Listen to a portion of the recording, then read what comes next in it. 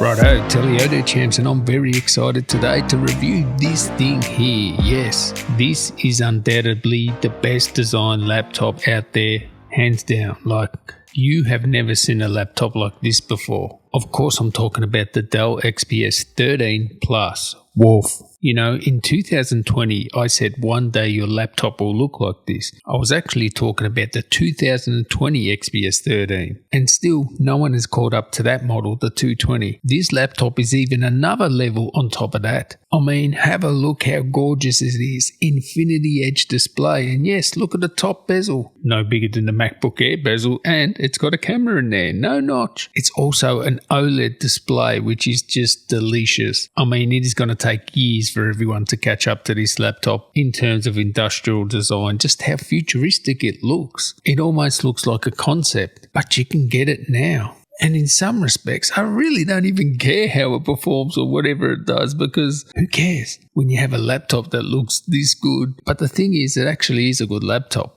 That OLED, the pop of that is delicious. A 3K OLED. And have a look at the keyboard. Is that a thing of beauty? It doesn't actually look like a keyboard has been put into this laptop. It actually looks like it's carved out of the laptop itself, out of like where the palm rest is. It's like they've just etched in the keyboard. It's edge to edge. Look how beautiful it looks. All flat square keys. And where's the trackpad? Dell have deleted the trackpad. It's even got capacitive keys on the top there. So this thing is just a thing of beauty. It's what you would expect Apple to do, right? A lot of people say the XPS laptops are, the MacBook Pro of Windows. Well, it's the other way around now. And that's because Apple were at the top of the tree when it comes to design. I mean, the Windows laptops in terms of build quality, aesthetic and that, they just didn't match the MacBook back in the day, right? 2015, whatever. But ever since 2015, XPS is the benchmark when it comes to laptop design, cutting edge. Now let's have a look at this trackpad. If we have a look at this trackpad, where does it start and where does it end? It actually starts and ends at the Alt keys. So if I, scroll my finger across here,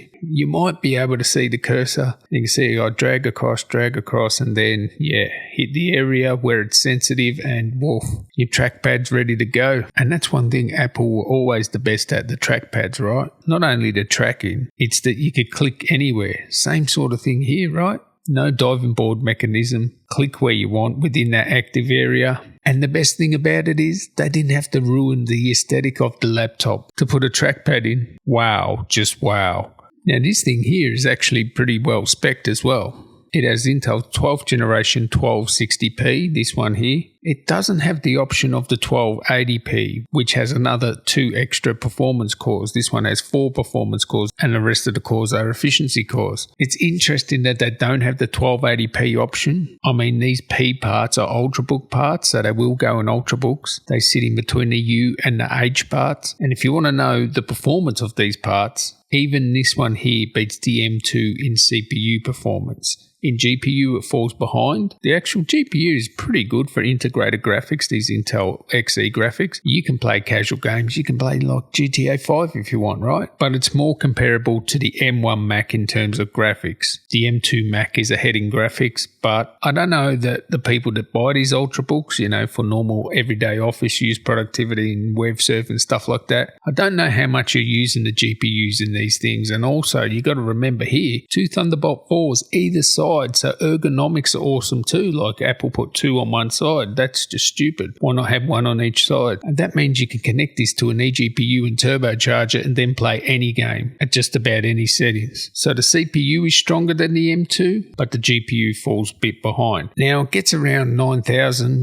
mid 9,000s in Cinebench, whereas the M2 gets about 8,500. Now the 1280p gets over 10,000. So I really do wish they had that option with this laptop. And battery life, I think it's like a 54 watt hour battery. I checked the battery report because I just got this in today and they were getting around 8 hours of battery on this. I checked the active hours, how long it lasted in between the charges, over 8 hours, which is actually really good for a 3K OLED. So if you went for the full HD, you'll probably get over 10 hours, but 3K OLED, that's not bad, 8 hours. And that's sort of what you want, right? Do you need to go more than 8 hours? Yes, all right, we know other laptops laptops now, they have 10, 12, whatever, 14, 16 hours, but none of them look like this, and they won't for years to come. So I'm really excited to have this laptop in the house. Stay tuned for more on this.